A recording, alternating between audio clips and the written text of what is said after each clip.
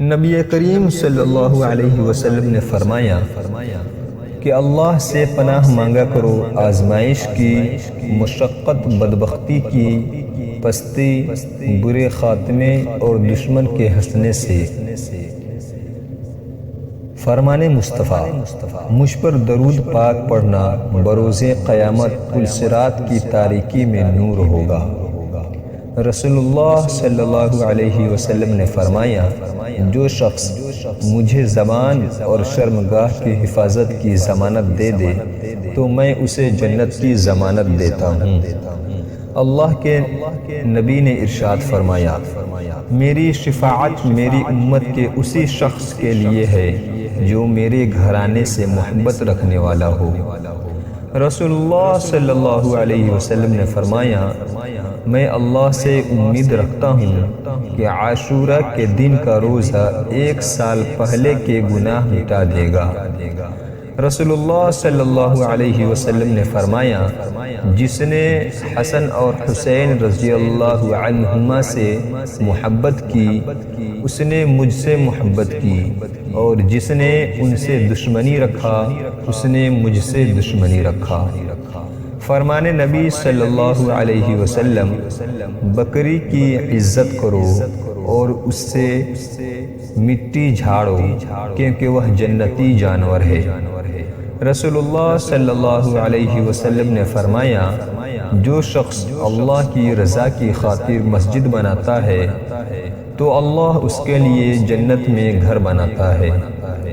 رسول اللہ صلی اللہ علیہ وسلم نے فرمایا، ایمان کے 4 شعبے ہیں، ان میں سے بلند ترین اور سب سے اعلیٰ شعبہ لا الہ الا اللہ، اور سب سے ادنا شعبہ راستے سے تکلیف دہ چیز کو ہٹانا ہے۔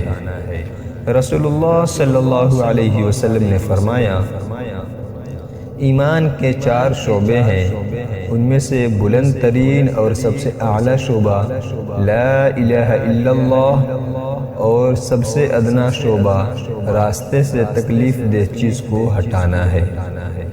رسول اللہ صلی اللہ علیہ وسلم نے فرمایا، آدمی کی بہترین خوراک وہ ہے جو وہ اپنی محنت سے کما کر کھائے۔ جنت میں ایک دروازہ ہے جس کا نام ریان ہے، اس دروازے سے صرف روزے دار ہی داخل ہو سکتے ہیں اور کوئی نہیں۔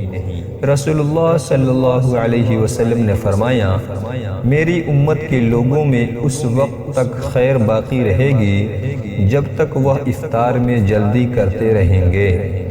رسول اللہ صلی اللہ علیہ وسلم نے فرمایا، روزہ دار کے منہ کی بو اللہ کے نزدیک کستوری کی خوشبو سے بھی زیادہ پسندیدہ اور پاکیزہ ہے۔ رسول اللہ صلی اللہ علیہ وسلم نے فرمایا، جب تم میں سے کسی شخص کو کوئی مصیبت پہنچے تو وہ میری مصیبت یاد کر لے کیونکہ یہ سب سے بڑی مصیبت ہے۔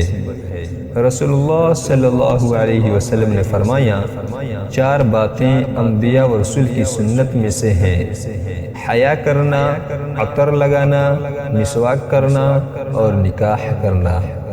رسول اللہ صلی اللہ علیہ وسلم نے فرمایا، سب سے بڑی زیادتی یہ ہے کہ آدمی ناحق کسی مسلمان کی بے عزتی کرے۔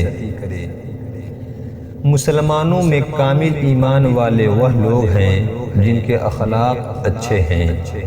جب بندہ جھوٹ بولتا ہے تو اس کی بدبو سے فرشتہ 1 میل دور ہٹ جاتا ہے۔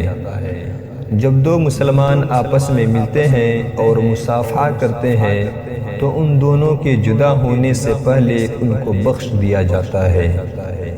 جب 2 مسلمان آپس میں ملتے ہیں اور مصافحہ کرتے ہیں تو ان دونوں کے جدا ہونے سے پہلے ان کو بخش دیا جاتا ہے۔ آپس میں مصافحہ کیا کرو، اس سے کینہ دور ہوگا۔ سلام میں پہل کرنے والا غرور و تکبر سے پاک ہے۔